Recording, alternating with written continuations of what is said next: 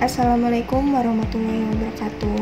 Perkenalkan, kami dari kelompok 1 kelas 4A akan menyampaikan presentasi dengan judul Induksi Matematika.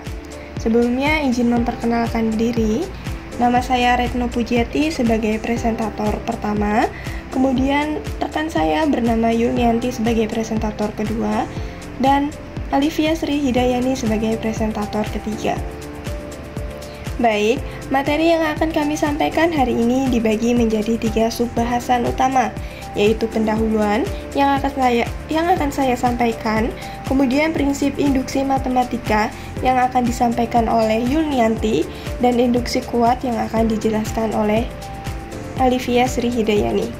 Baik, saya akan memulai dengan bagian pendahuluan. Induksi matematika merupakan salah satu metode pembuktian yang sangat penting dalam matematika.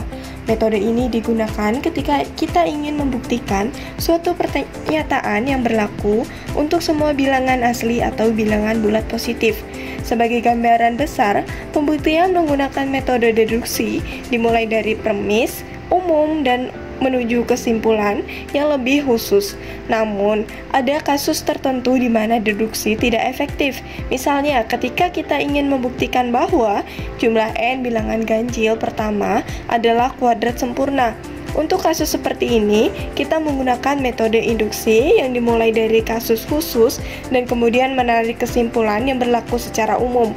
Dengan kata lain, induksi matematika memungkinkan kita untuk membuktikan kebenaran suatu formula atau pernyataan untuk semua nilai n yang tak terhingga, hanya dengan membuktikan beberapa langkah dasar. Selanjutnya, keterbatasan deduksi dan perlunya induksi. Mengapa sih induksi matematika diperlukan? Mari kita lihat contoh konkret dengan soal. Buktikan bahwa 1 plus 3 plus 5 plus sampai dengan 2n-1 sama dengan n kuadrat untuk semua n elemen bilangan asli. Masalah dengan deduksi adalah sulit menemukan pola umum hanya dengan logika deduktif, dan kita tidak bisa menguji satu persatu untuk semua nilai n karena jumlahnya tak terhingga. Solusi dengan induksi matematika adalah membuktikan kebenaran untuk kasus dasar n sama dengan 1, kemudian menunjukkan bahwa jika benar untuk n sama dengan k, maka benar juga untuk n sama dengan k plus 1. Dengan pendekatan ini, kita dapat membuktikan kebenaran formula untuk semua bilangan asli secara sistematis dan logis. Nah, selanjutnya, bagaimana sih induksi matematika bekerja? Induksi matematika memiliki struktur yang sangat terorganisir dengan 3 langkah utama. Pertama adalah langkah basis atau base case, di mana kita harus membuktikan pernyataan benar untuk n sama dengan 1. Ini adalah fondasi dari seluruh pembuktian kita, dan tanpa langkah basis yang benar, seluruh pembuktian akan runtuh. Kedua adalah langkah induktif atau inductive step, di mana kita mengasumsikan pernyataan benar untuk n sama dengan k, yang disebut hipotesis induksi, lalu membuktikan pernyataan juga benar untuk n sama dengan k plus 1. Langkah ini menunjukkan bahwa kebenaran menular dari satu nilai ke nilai berikutnya. Ketiga adalah kesimpulan, di mana pernyataan terbukti benar untuk semua n elemen bilangan asli. Berdasarkan prinsip induksi matematika, jika langkah basis dan nilai induktif keduanya benar, maka pernyataan berlaku untuk semua bilangan asli. Demikian penjelasan saya mengenai pendahuluan induksi matematika. Kita telah membahas kapan induksi diperlukan, mengapa metode ini penting, dan bagaimana struktur dasar pembuktian induksi bekerja. Sekarang saya akan memberikan kesempatan kepada rekan saya, Yulnianti, untuk menjelaskan lebih detail tentang prinsip induksi matematika dengan contoh-contoh konkret. Silakan Yulnianti. Induksi matematika menggunakan bilangan asli, karena bilangan asli memiliki sifat terurut dengan baik. Well-ordering property. Sifat terurut dengan baik. Setiap subhimpunan tak kosong dari n mempunyai elemen terkecil lebih detailnya. Misalkan S subset n, S tidak sama dengan himpunan kosong, maka elemen M anggota S sedemikian sehingga M kurang dari sama dengan X untuk semua S. Teorema 1.1 Prinsip induksi matematika. Misalkan S sub himpunan tak kosong dari N yang memiliki sifat berikut. 1. Anggota S. 2. Jika K anggota S, maka K ditambah 1 anggota S, maka S sama dengan N. Bukti, karena S sub N, kita tinggalkan bukti N sub S. Andaikan N bukan sub S, maka N selisih S tak kosong menurut sifat terurut dengan baik. N selisih S memiliki elemen terkecil, misalkan M. Perhatikan bahwa M tidak sama dengan 1 karena 1 anggota S, karena itu M besar dari 1 sehingga M kurang dari 1 anggota N. Tetapi karena M elemen terkecil dari N selisih S dan M dikurang 1 kurang dari M, maka M dikurang 1 haruslah anggota S. Sekarang, jika M kurang 1 anggota S, maka menurut sifat S yang kedua, M kurang 1 ditambah 1 sama dengan M anggota S. Hal ini kontradiksi dengan M anggota N selisih S. Jadi, pengandaian salah sehingga haruslah N subset S, akibatnya S sama dengan N. Secara praktis, penggunaan prinsip induksi matematika dapat dilakukan dengan cara di samping. Sebuah bilangan anggota himpunan bilangan asli. Pn adalah pernyataan yang berkaitan dengan sebuah bilangan. Jika dipenuhi kedua pernyataan berikut. Yang pertama, Pn0 benar, disebut langkah awal. Yang kedua, jika Pk benar, maka P dikali K ditambah 1 benar. Ini disebut langkah induktif. Maka Pn benar untuk setiap N besar dari sama dengan N0 anggota N. Contoh 1.9.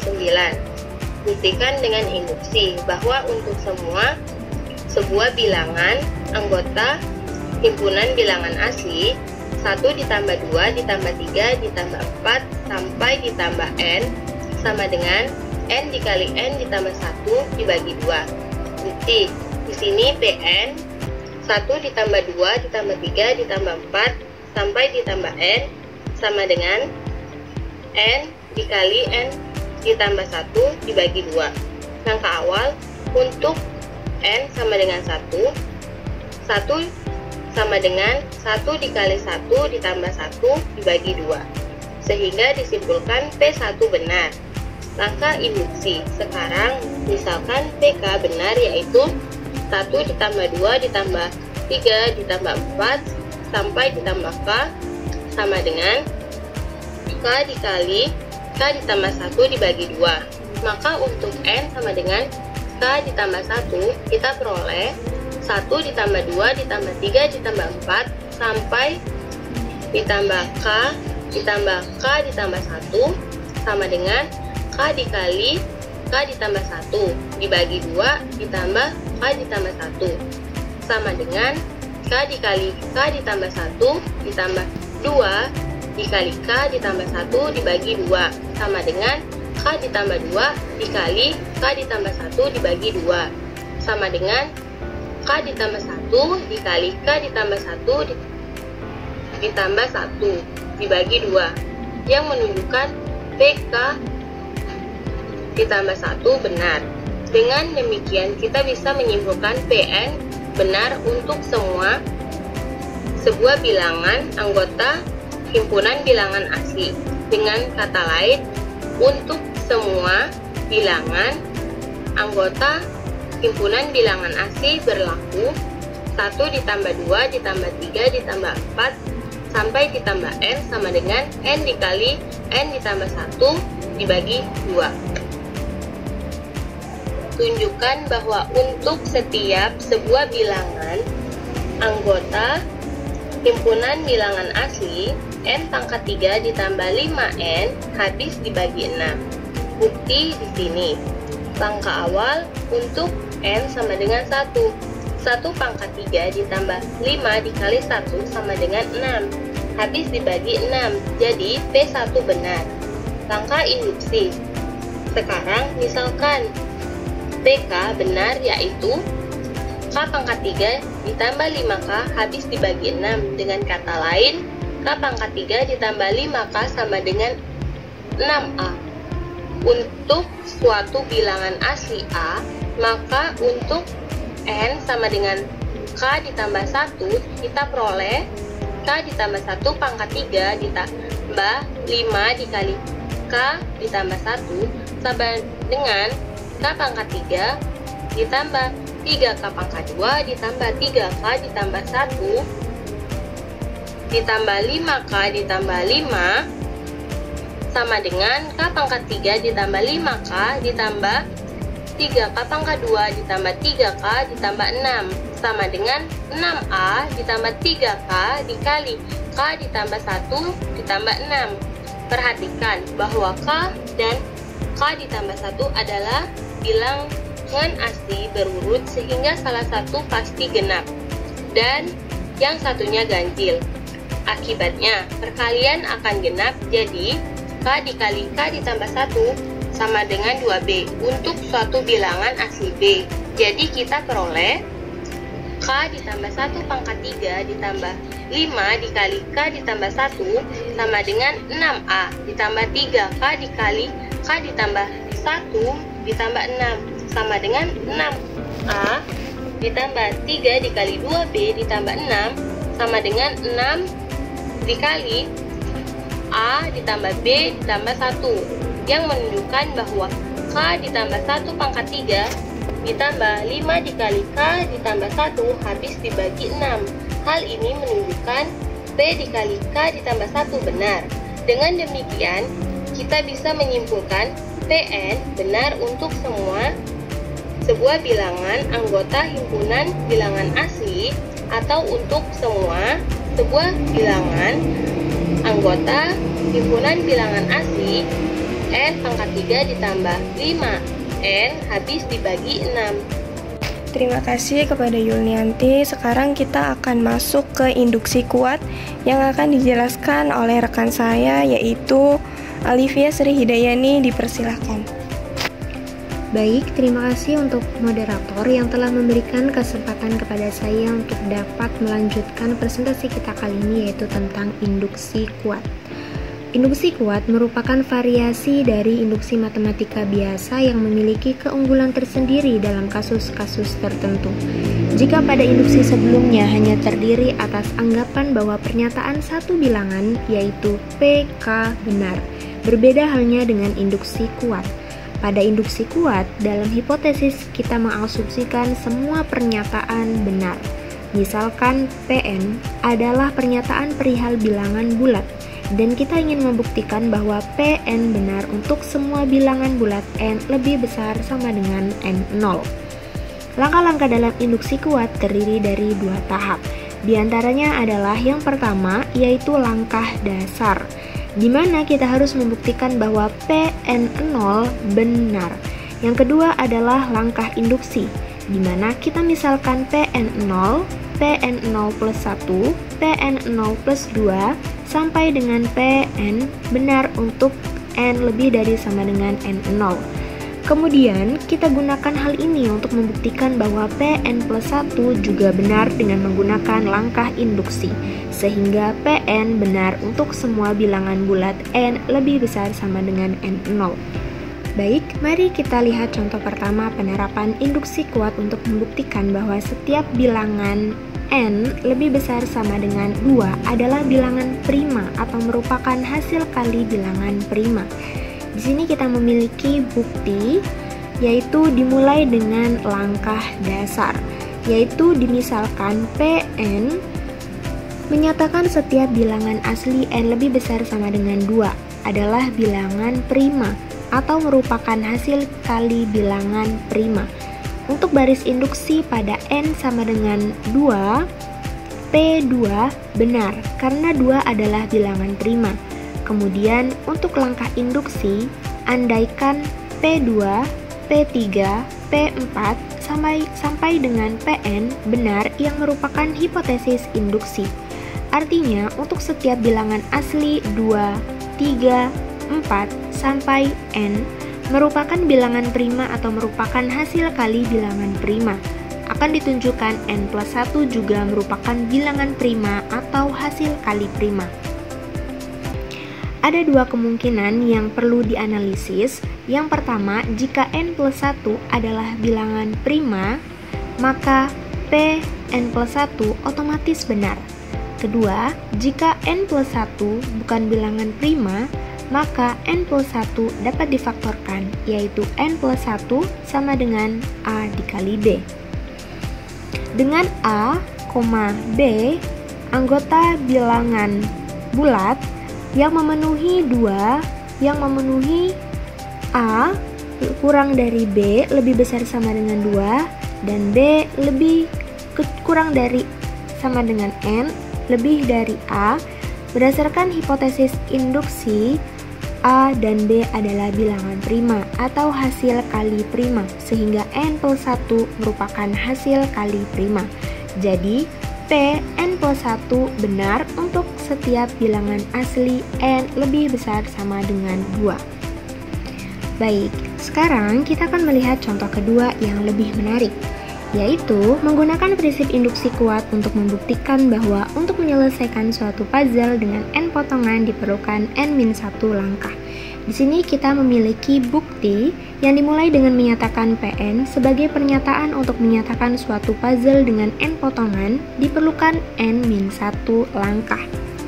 Kemudian, untuk baris induksi, puzzle dengan satu potongan tidak diperlukan langkah untuk menyelesaikannya. Jadi, P1 benar. Kemudian, untuk langkah induksi dilakukan dengan mengandaikan P1, P2, P3 sampai dengan Pn benar sebagai hipotesis induksi. Artinya, untuk menyelesaikan puzzle dengan n0 sama dengan 1, 2, 3, sampai n potongan diperlukan n-1 langkah.